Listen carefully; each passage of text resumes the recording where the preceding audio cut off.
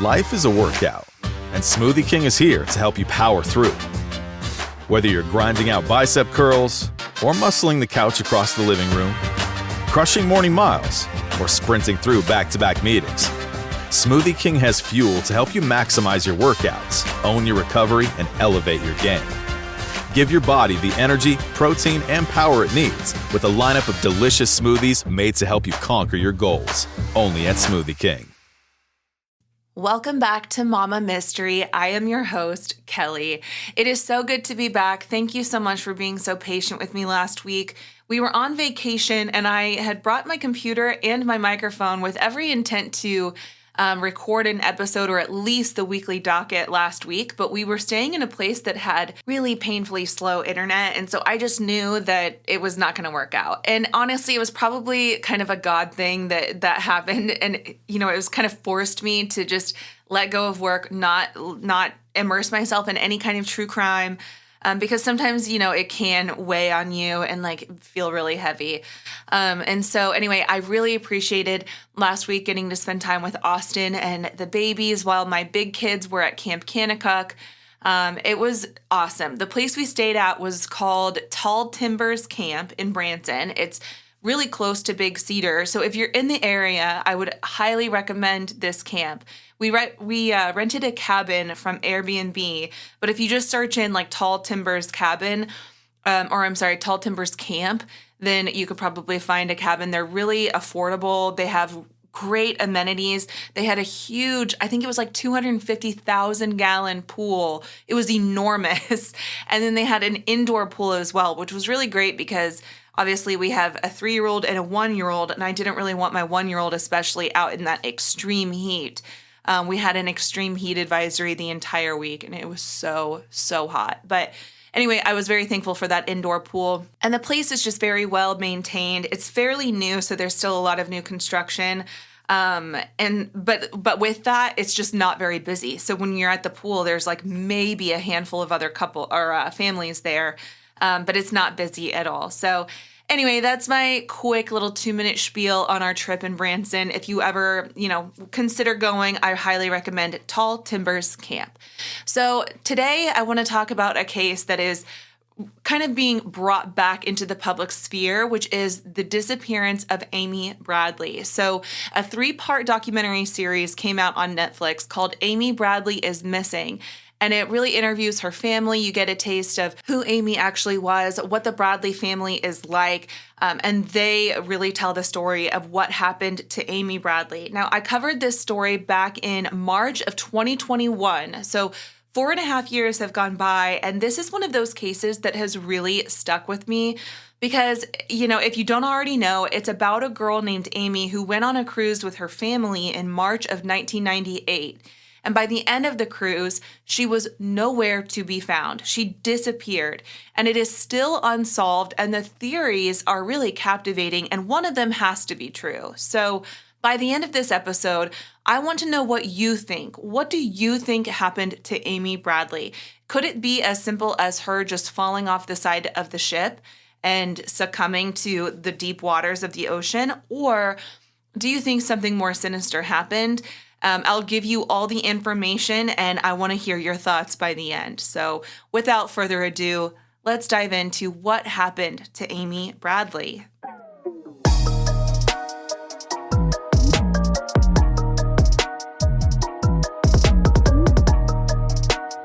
This story begins in March of 1998 when 23-year-old Amy Lynn Bradley set off on a Caribbean cruise with her family. Amy's father, Ron, an insurance executive, had won the trip through work and brought along his wife, Iva, and their 2 children, Amy and her 21-year-old brother, Brad. The vacation started off like a dream. The Bradleys flew to Puerto Rico to board Royal Caribbean's Rhapsody of the Seas. This is a large ship with 12 decks, over 1,000 staterooms, and the capacity for 2,400 passengers.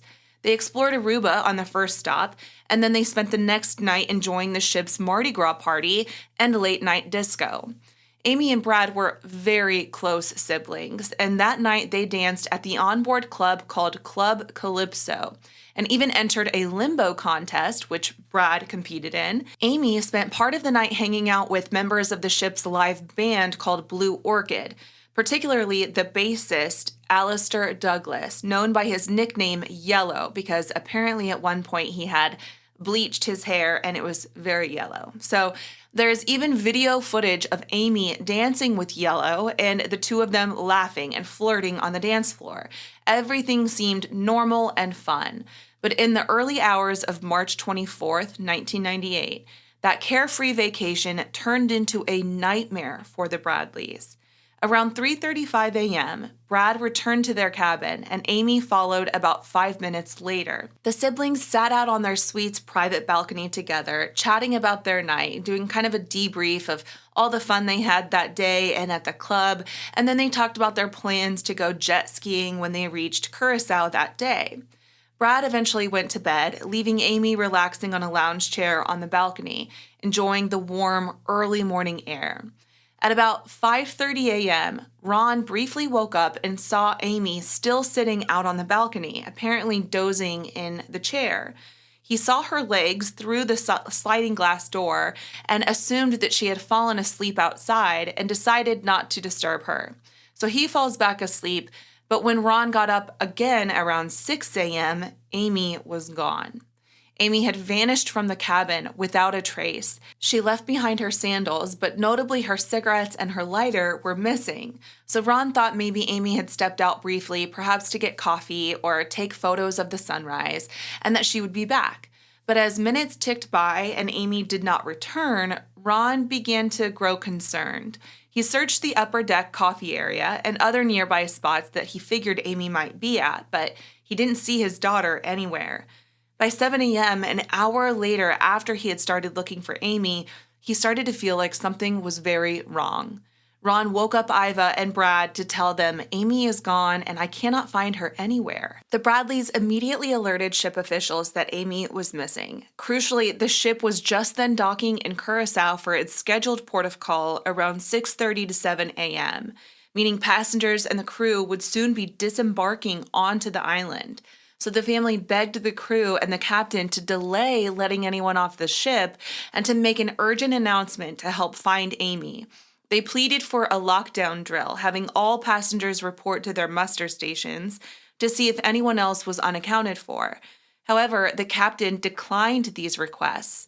He reportedly didn't want to alarm other guests by announcing a missing person, and he refused to seal the ship or halt the disembarkation. Instead, he allowed the normal flow of passengers to leave once the gangway was down, even as the Bradleys desperately searched every corner they could. Now, I want to point out that in the Netflix documentary, the cruise ship director, Kirk Detweiler, I don't even know his name. It's Kirk Detweiler, I don't know. He is such a prick when he talks about this whole incident. He's like, the world moves on. We don't stop the ship just because of a missing girl. We don't stop the cruise. The world keeps turning. Cruises keep cruising. And it's like, what the hell is wrong with you? It seems like despite the family being so upset and anxious about their missing daughter, they were just met with all these cold responses and these people who really didn't seem to care about one person. And especially given the climate of today in 2025, I feel like it would be completely expected that the ship would stop everything to find this missing person or to at least search the ship. However, in 98, it seemed like they really didn't give a shit and they were just more focused on their bottom line, I guess, and keeping on their schedule. But I want to know what your thoughts are on this. If you think that the ship was in the right because they do have 2,400 other passengers that they have to cater to who paid for this vacation also, or if you think that they reacted coldly and callously and should have stopped the ship. If you were a guest on the ship, would you have wanted them to stop the ship to search for someone that was missing? Would you have understood that? Would you have been irritated by that? I really want to know the thoughts on this because I just cannot believe they said those things out loud on this docuseries. And I'm like, surely I can't be the only one who thinks it's crazy that they didn't at least announce at 7 a.m. that they're looking for Amy Bradley. I don't think it would have been that big of an intrusion on everyone's privacy like the cruise director or captain suggested in the docuseries. So let me know in the Spotify comments, or you can go to Instagram, mama.mysterypodcast. So after the guests on the ship started disembarking into Curaçao, ship security conducted only a cursory search of common areas and restrooms, according to later FBI findings. There was no ship-wide announcement about Amy at that time. The only page was this generic call over the intercom around 8 a.m. saying, "Will Amy Bradley please come to the purser's desk?"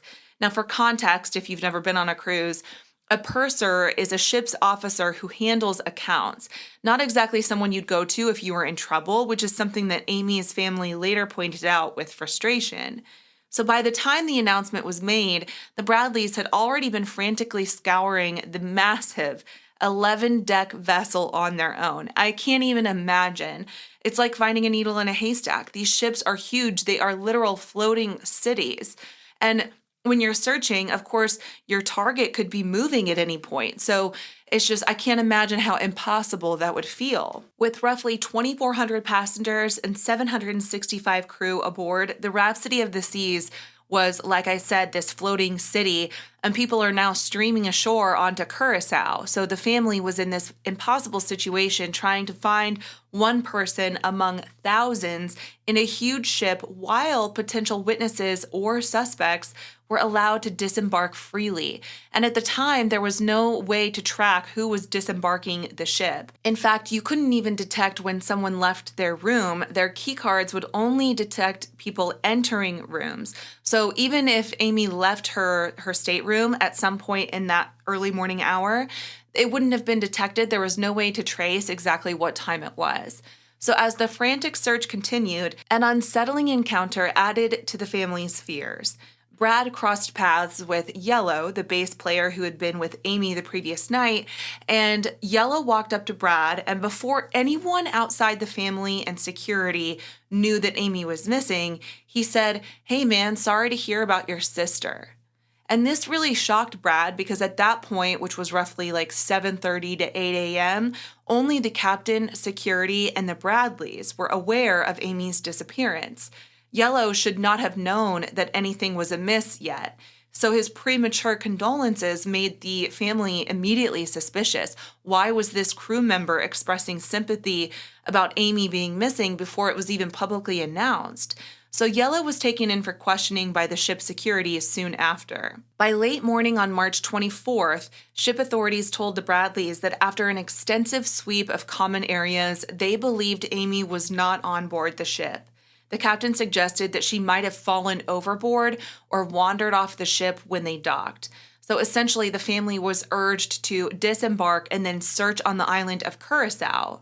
Heartbroken and furious, Ron, Iva, and Brad gathered their belongings and left the cruise in Curaçao to begin searching on land. And they watched the Rhapsody of the Seas sail away without them that evening, continuing its scheduled itinerary to the next islands.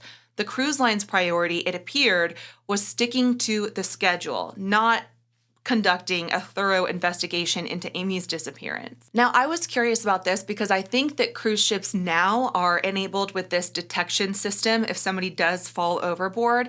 And I checked to see if back in 1998, when Amy disappeared, if cruise ships, including Royal Caribbean's Rhapsody of the Seas, were equipped with any kind of advanced sensors or automated detection systems, and they were not. The standard protocol at that time relied mostly on eyewitness accounts or someone reporting the incident. Then that would be followed by manual searches and passenger checks, but unfortunately, that meant crucial delays in starting a search, particularly if a passenger like Amy went missing at night or early morning when fewer people were around to witness it. So of course, looking back, it's clear the initial response was badly mishandled. No immediate lockdown or passenger headcount was done, meaning if Amy had been abducted, her captors might have walked off the ship with everyone else that morning. The FBI later determined that the ship's search had been woefully inadequate.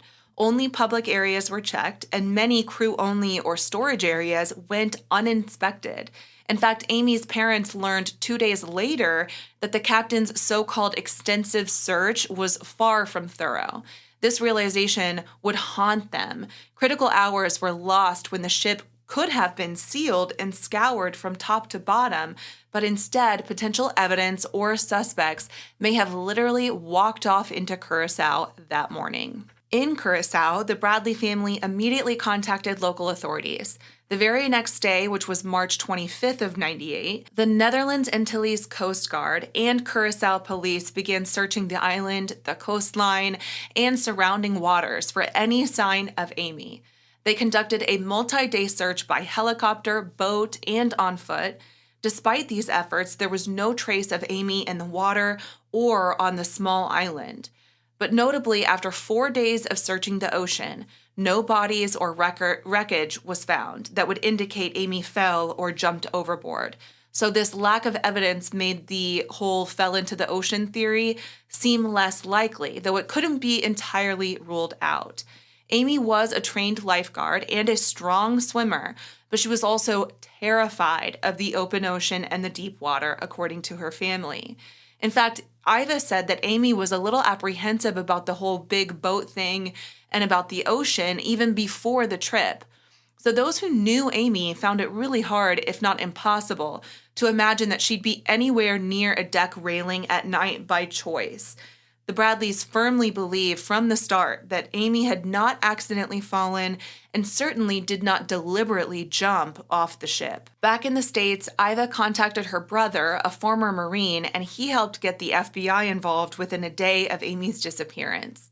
FBI agents from the San Juan field office flew to meet Rhapsody of the Seas when it docked at its next stop in St. Thomas on March 26th. Ron and Iva actually flew to St. Thomas as well to confront the ship's captain alongside the FBI. Now, at this point, the cruise line finally permitted an extensive search. FBI agents and investigators combed through the entire ship, searching, this time, truly every nook and cranny, as Iva later put it. They did what should have been done immediately. They handed out photos of Amy to every crew member and passenger. They questioned people. They made loudspeaker announcements on board. But unfortunately, by then, it was 2 days after Amy had vanished, and the ship had made another stop in between. So if Amy had been hidden on the vessel initially, she could have been moved or taken off at either Curaçao or the next port by that time. Now, one odd discovery during the FBI's ship search was when agents went to the onboard photography studio to collect any pictures of Amy taken during the cruise. Now, if you've ever been on a cruise, you know that there's constantly photographers going around taking pictures, especially before you go to the formal dinners and you stand in front of like the little lifeboat raft thingy that's like in a circle, the little donut thing. You stand before like a backdrop, and then you can choose to purchase those photographs. Well, according to the Bradleys, Amy's photos were the only ones not found in the gallery, as if someone had removed all images of her from the files. Now, this bizarre omission has never been explained and strongly suggested to the family that someone did not want Amy's face recognized. It's a chilling detail that supports the idea that Amy was deliberately targeted. Meanwhile, the FBI also formally interviewed Alistair or Yellow Douglas, since he was one of the last people seen with Amy. By the time agents spoke with him, news of Amy's disappearance was widespread on the ship. Yellow cooperated with authorities, he allowed a search of his cabin, and even took a polygraph test administered by the FBI. He reportedly passed the polygraph and stuck to his story that he had parted ways with Amy around 1 a.m. on March 24th and had no idea what happened to her. In fact, Yellow later claimed that around 6 a.m., he was woken by a cruise line manager knocking on his door asking if Amy was with him, which he said he was not. The ship's management did search his room and those of his bandmates that morning, but nothing suspicious was ever found. After the FBI's thorough investigation on board, there was no direct evidence implicating Yellow or any crew member in Amy's disappearance. So he remains to this day the only person that was ever publicly named as a person of interest or suspect in this case, but he has never been charged with anything. Now, Amy's family still harbors suspicions about him, especially because of his strange "sorry about your sister" comment, but officially investigators could not tie him to any crime. So it's possible that Yellow's remark was simply based on rumor or misunderstanding that morning, but the timing was undeniably odd. Now, here's the problem that I have with this timing. If he is suggesting that somebody came searching his room at 6 a.m., that contradicts Ron's detail of going to the ship, asking for help, and looking for her around 7 a.m. So which is it? Are they searching for her before Ron even goes to the cruise director, or does that happen later? Because that timing is very important. Brad is saying that Yellow approached him saying "sorry about your sister" around 7 a.m., but in Ron's telling, he woke up Iva and Brad to tell them that Amy was gone and that he couldn't find her anywhere by 7. So there is a time discrepancy there that doesn't really set well with me. At this point, with nothing definitive found on the ship, the Bradleys had no choice but to return home to Virginia empty-handed on March 28th of 98, a week after their nightmare began. Royal Caribbean flew them back and at least publicly expressed sympathy. Privately, the relationship between the family and the cruise line was contentious, as I will show you, but Amy's loved ones refused to give up. They immediately began getting the word out in the media, distributing Amy's photos and description to news outlets.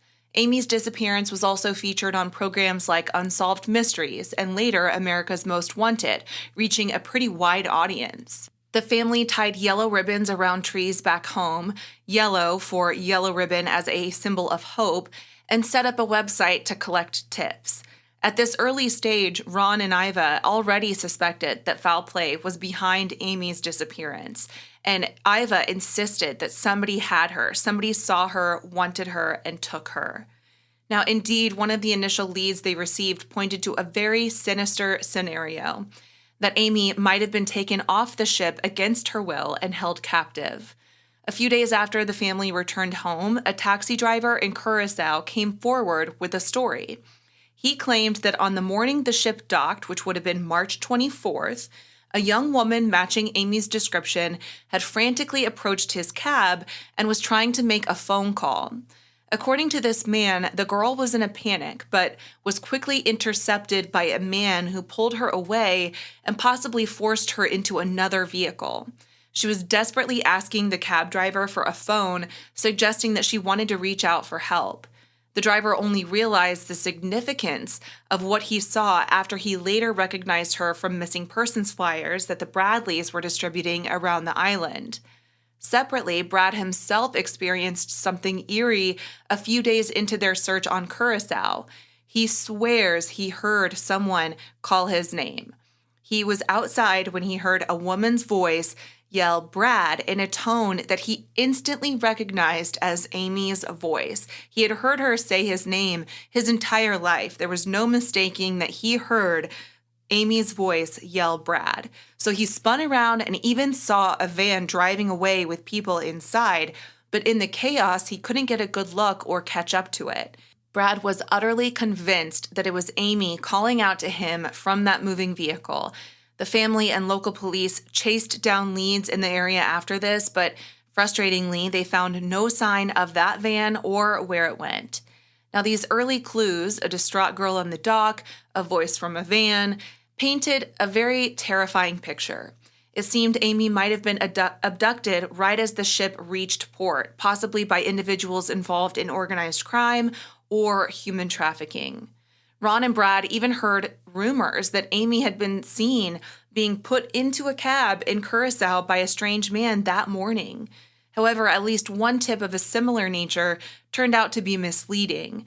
For instance, a report later surfaced of a Spanish-speaking cab driver in a different port claiming he saw Amy forced into a taxi days later, but that lead went nowhere.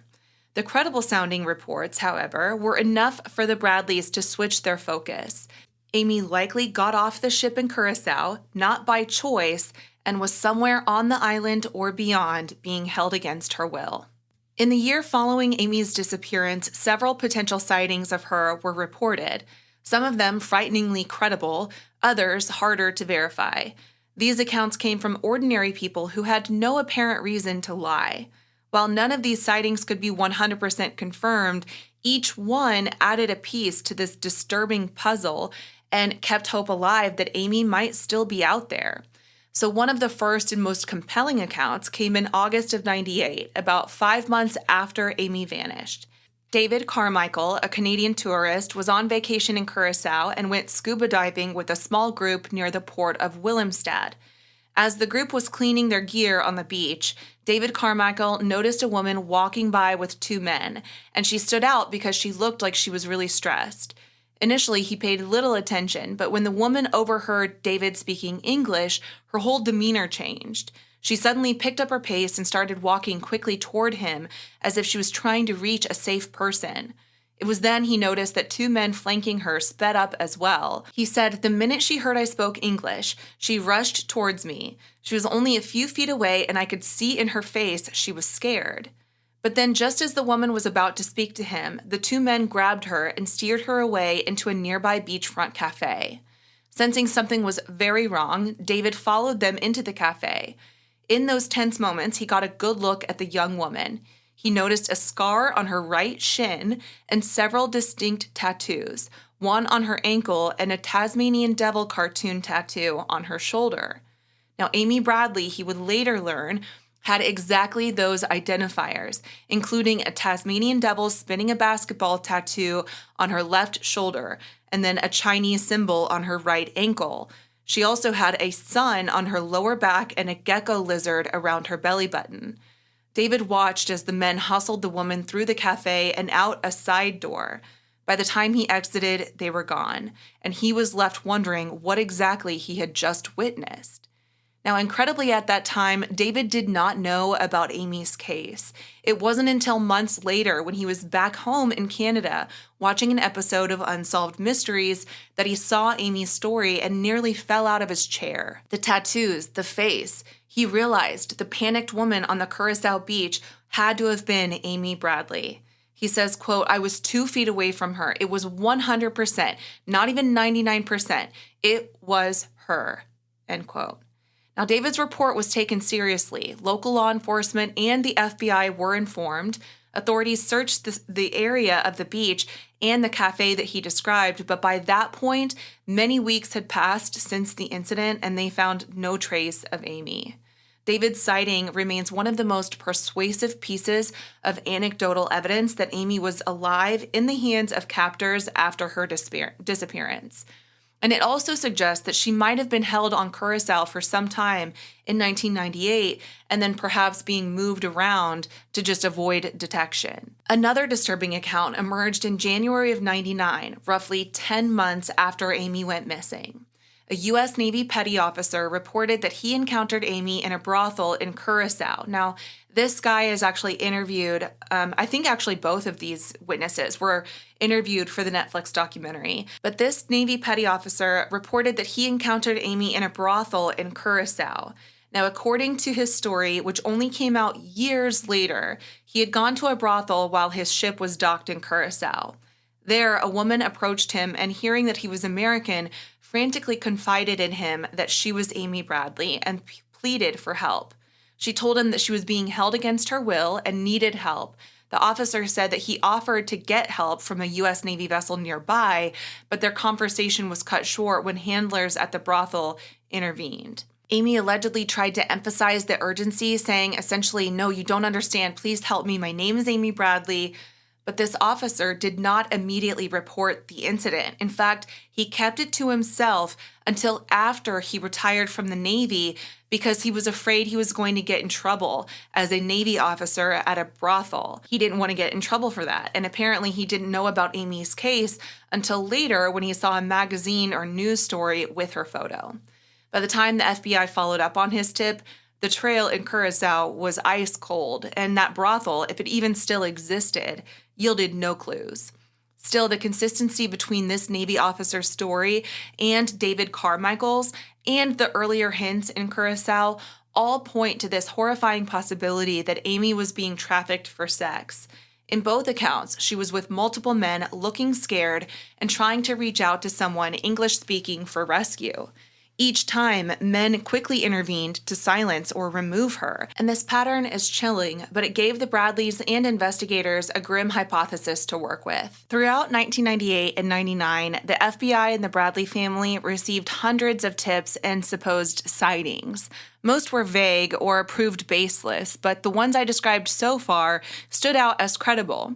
Amy's case remained in the public eye thanks to media coverage, and by the end of 1999, the FBI's working theory aligned with the family's intuition that Amy likely did not fall or jump overboard. Instead, there was a strong chance that she had been kidnapped, possibly by someone involved in organized crime or a human trafficking ring operating in the Caribbean. And this was bolstered by the eyewitness evidence and by the unsettling fact that other young women had disappeared or been kidnapped in the region around that time. For example, the notorious Natalie Holloway case in 2005 and others. Now, I did a little research on human trafficking in the Caribbean and just how prevalent it really is.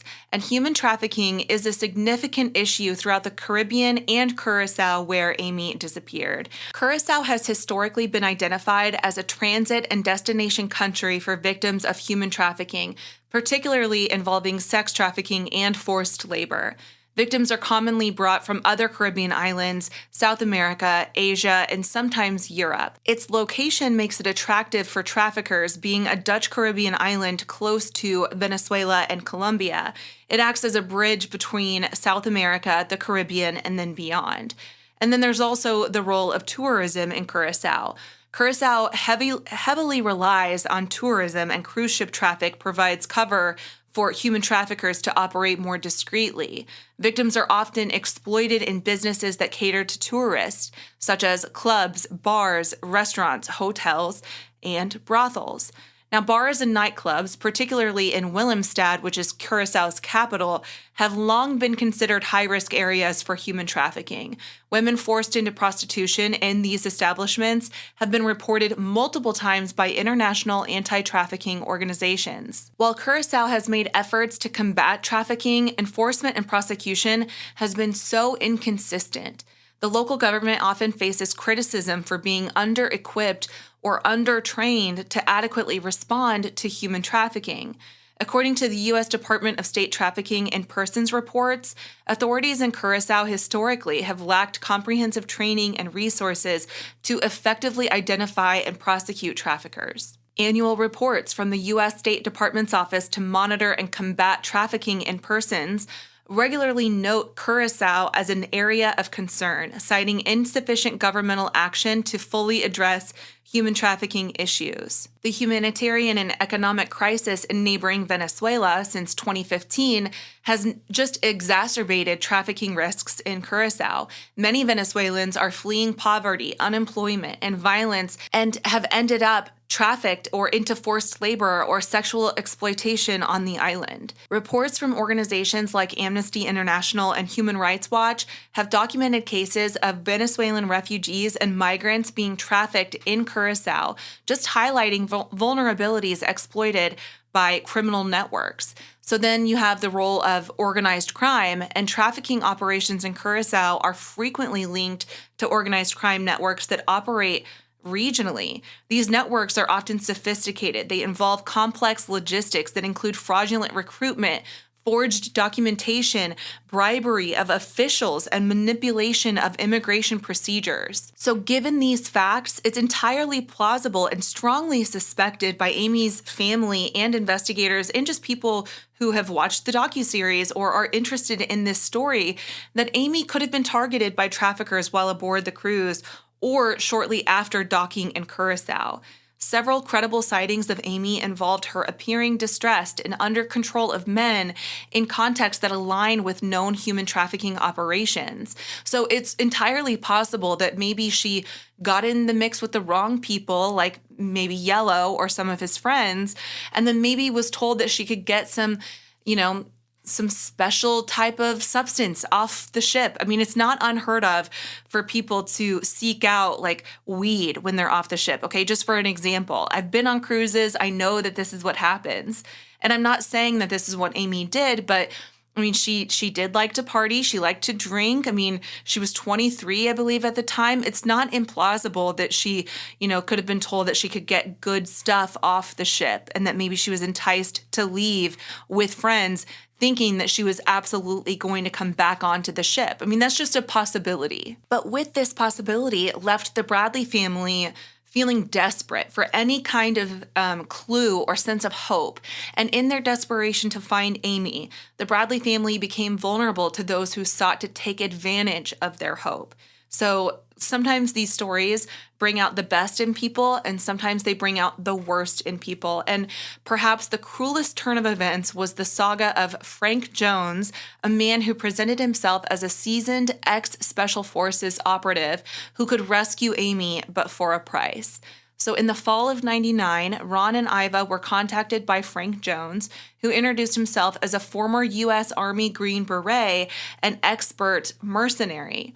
Jones claimed to have inside information on Amy's whereabouts, and he told the Bradleys that a Colombian gang was holding Amy in Curaçao and that he had a team of ex-commandos surveilling them. To make his story convincing, Jones provided startlingly specific details.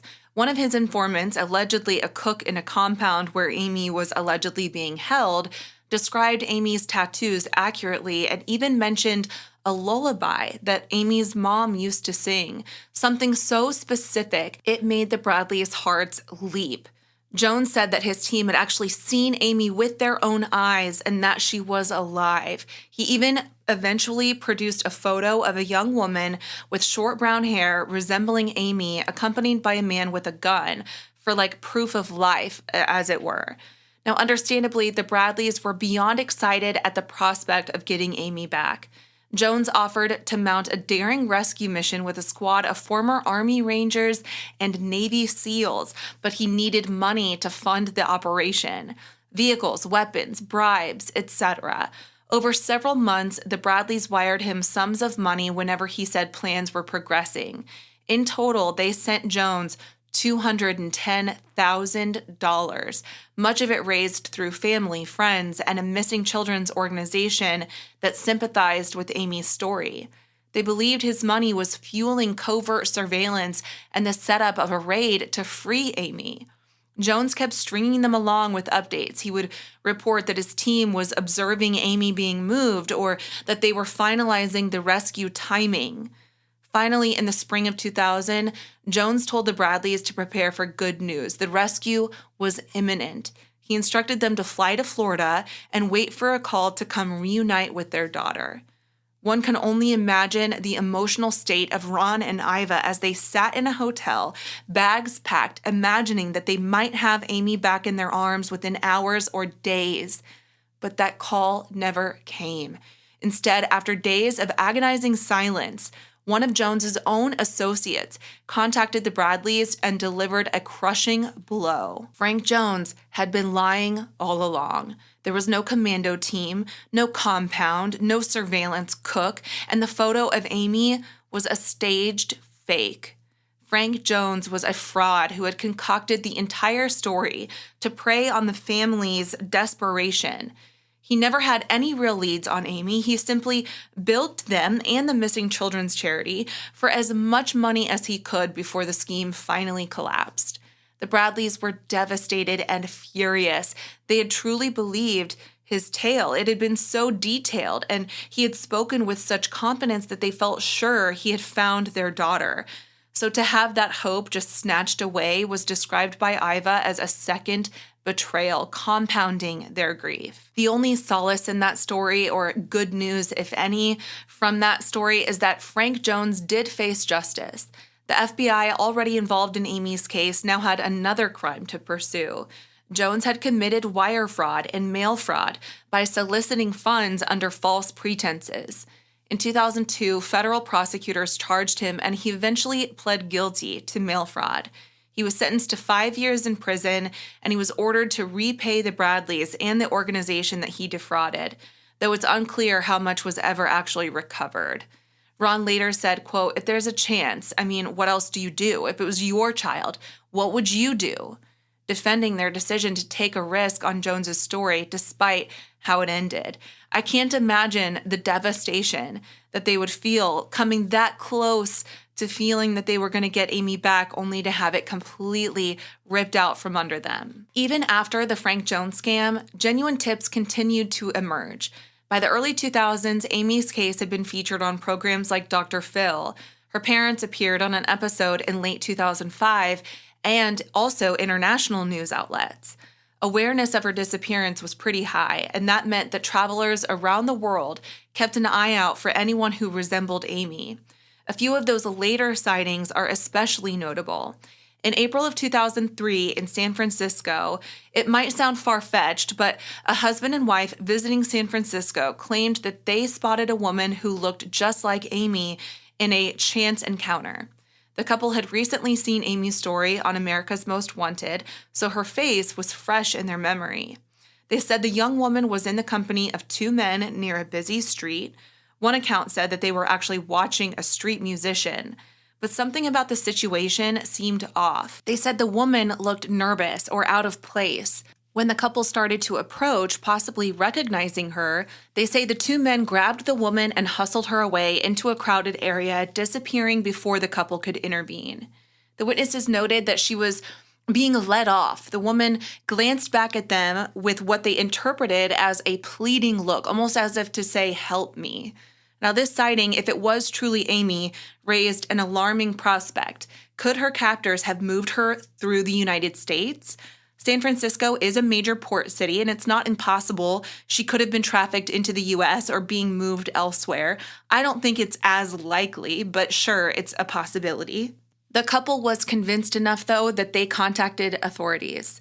The FBI actually created composite sketches of the two men described in this incident and circulated them, hoping to identify them.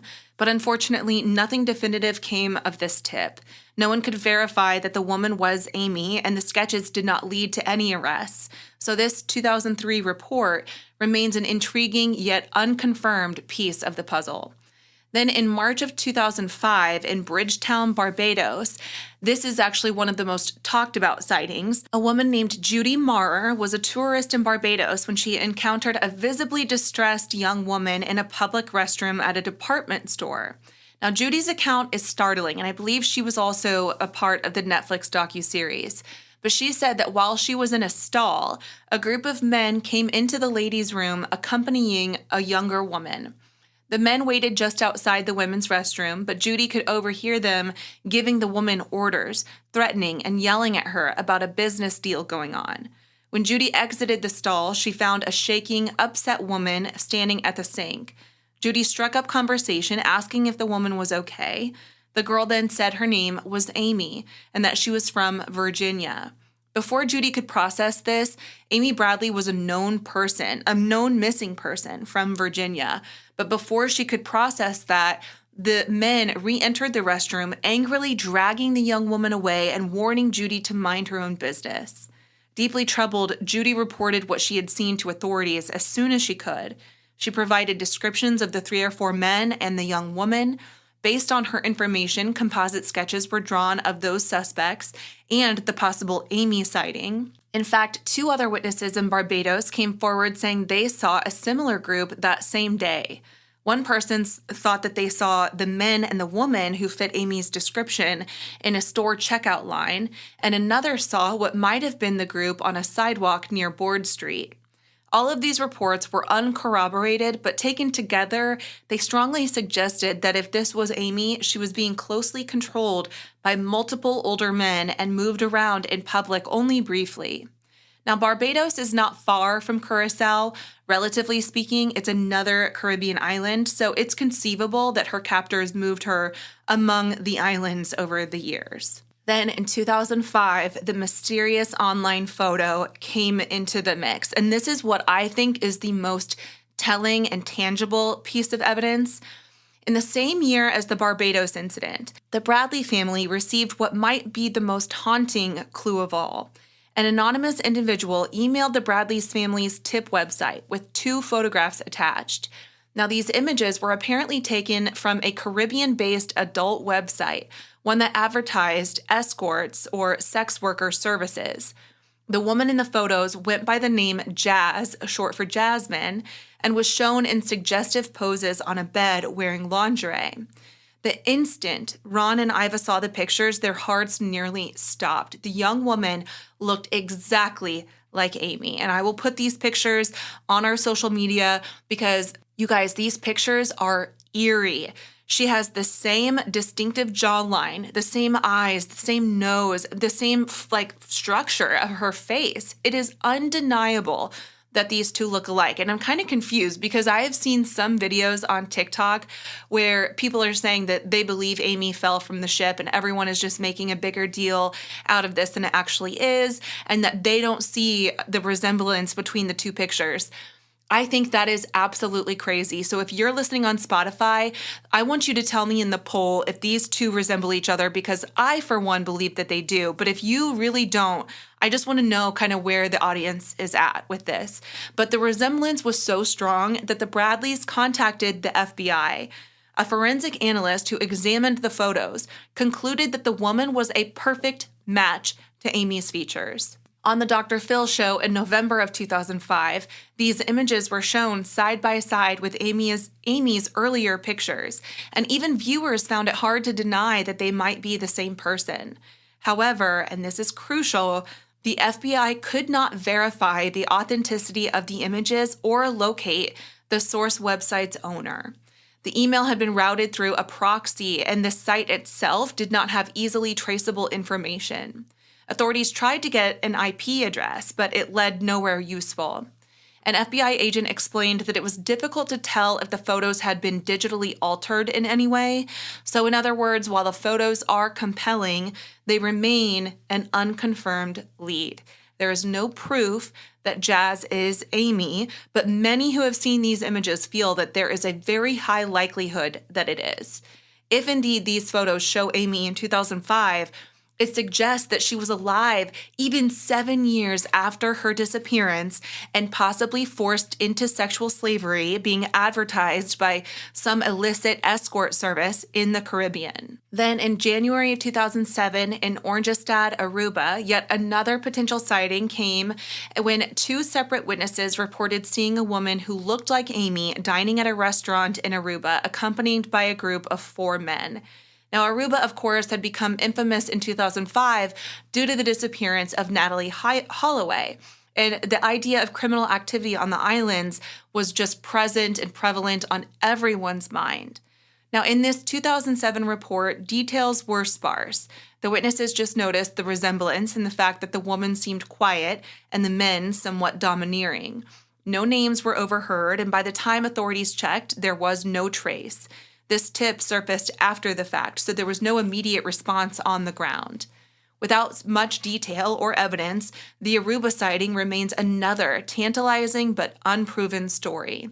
It is interesting, though, yet again, if it was Amy, she was with multiple men, which just fits the pattern of being guarded by captors, and all of these different witnesses are telling a similar story. But again, it's important to emphasize that none of these sightings were definitively verified.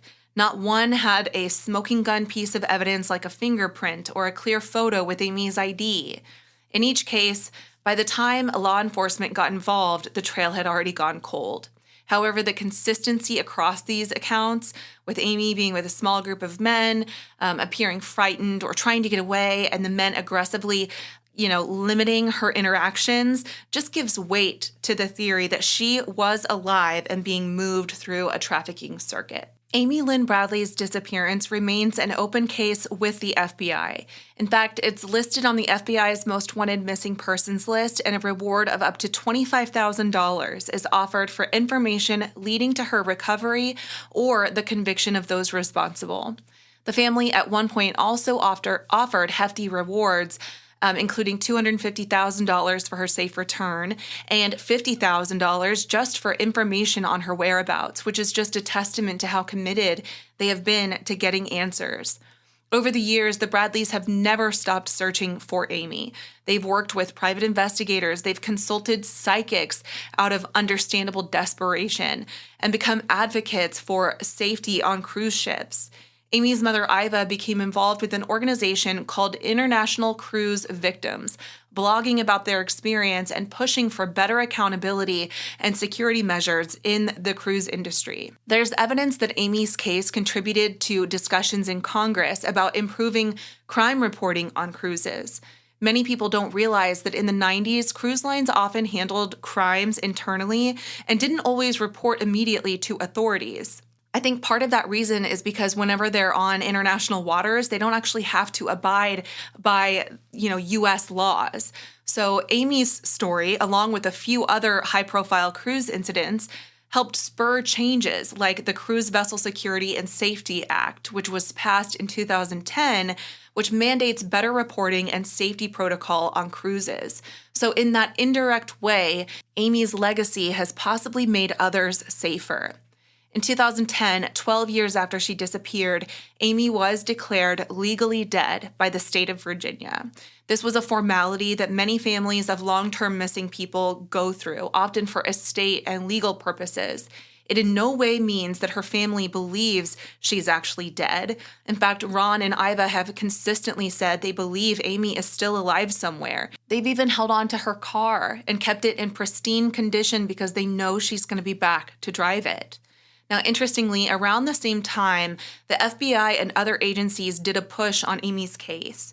In 2017, the FBI released age-progressed images of what Amy might look now in her 40s. These were created by forensic artists to account for roughly 19 years of aging.